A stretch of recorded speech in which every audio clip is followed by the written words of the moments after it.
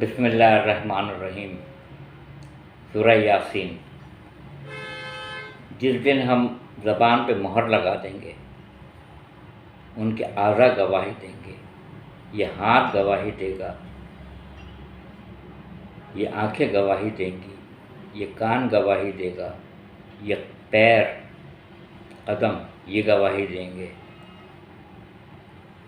تو جو ہمارے خلاف بولے گا، کیا وہ ہمارا دوست ہوگا یا دشمن؟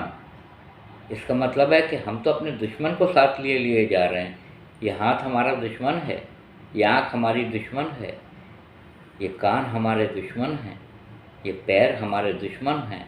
کیونکہ جب اللہ تعالیٰ سورہ یاسین میں یہ فرماتا ہے کہ میں زبان پہ مہر لگا دوں گا، زبان نہیں بولے گی، اعضاء بولیں گے، ہاتھ بولے گا میں نے کیا کیا، کان بولے گا میں نے کیا کیا سنا، آنکھ کہے گی میں نے کیا کیا مناظر دیکھے، قدم بتائیں گے میں کہاں کہاں چل کے گیا، میں نے کیا کچھ نہیں کیا۔ بولنے والی چیز پہ زبان لگاؤں گا، نہ بولنے والی چیز کو طاقت دوں گا، وہ بولے گی۔ اب حیران مت ہوئیے گا کہ رسول خدا صلی اللہ علیہ وسلم کے ہاتھ پہ سنگریزے کس طرح بولے، بھاگتا ہوا بجو کس طرح آیا اور اس نے کلمہ پڑھا اور بولا، درخت کو بلایا تو اس نے کلمہ کیسے پڑھا۔ حیران مت ہوئیے گا۔ جب اعضاء کو اللہ زبان دے سکتا ہے بولنے کے لیے، تو پیغمبر اکرم حضرت محمد مصطفیٰ صلی اللہ علیہ وآلہ وسلم، جنہوں نے چاند کے 2 ٹکڑے کیے، سورج کو پلٹایا، درخت کو بلوایا، کلمہ پڑھوایا، بجو کو بلوایا، اس نے کلمہ پڑھا، گواہی دی، سنگریزوں نے کلمے پڑھے۔